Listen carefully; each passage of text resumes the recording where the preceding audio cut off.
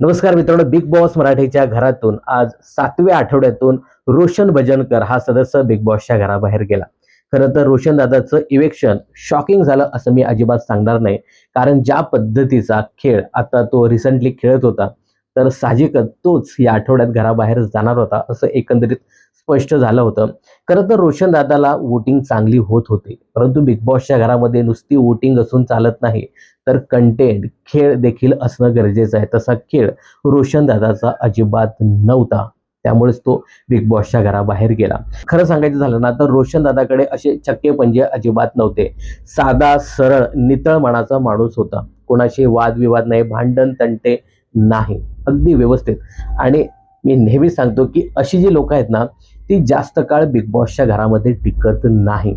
अशा लोकांचा पत्ता लवकर कट होतो. बिग बॉसच्या घरामध्ये भांडण, राडा करणारे किंवा एकमेकाच्या झिंग्या उपटणारी अशीच लोकं जास्त काळ टिकतात आणि पुढेपर्यंत जातात.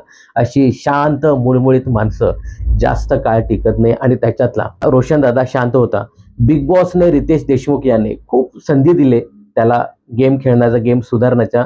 समोर सगळं काही दाखवलं देखील, की आपलीच लोकं आपल्याबद्दल कशी बोलतात. चुगली दाखवली, तरी त्याच्यामध्ये काय फरक पडला नाही. ज्या पद्धतीने चुगली दाखवल्यावर जो काही तावात गेला होता, परंतु विशालने एकदम शांत, थंड केलं. "अरे बाबा, तू आपलाच आहेस." हे होतंच. आणि आज आज त्याला कदाचित रिअलाईज झालं असेल, की नुसता विशालच नाही, तर बाकी कितीतरी लोकं, आपलीच लोकं आणि इतर दुसरी लोकं किती आपल्याला बोलत होती, हे आज त्याने प्रत्यक्ष डोळे भरून पाहिलं.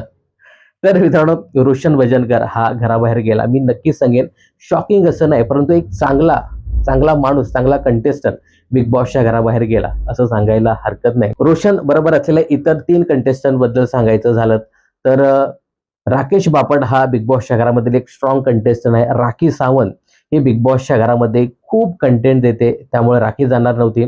राकेशही जाणार नव्हता. प्राजक्ताचं सांगायचं झालं तर प्राजक्ता आता रिसेंटली सोनावणे गेल्यानंतर ती खेळायला लागली, आपले मुद्दे मांडायला लागली. सांगायचा मुद्दा माझा हा आहे, की प्राजक्ता देखील आता आपला खेळ खेळायला तिने सुरुवात केली, परंतु रोशन दादा मात्र अजिबात खेळत नव्हता. एवढं सगळं बिग बॉसने, रितेशने दाखवून देखील रोशन दादा मात्र अजिबात खेळत नव्हता. विशाल सांगेल तर मी खेळेन, टोळी टीम सांगेल तरच मी खेळेन, असा रोशनचा गेम होता. स्वतःच्या मतावरती अजिबात ठाम नाही जरा पण, गेम नाही. वोटिंग चांगली झाली, परंतु बिग बॉसच्या घरामध्ये झिरो गेम. त्यामुळेच रोशन दादा बिग बॉसच्या घराबाहेर गेला. तर रोशन भजनकर याच्या इव्हेक्शन बद्दल तुम्हाला काय सांगायचं आहे? रोशन दादाचं इव्हेक्शन फेअर होतं की अनफेअर होतं? याबद्दल तुमचं काय मत आहे? हे कमेंट्स करून नक्की सांगा.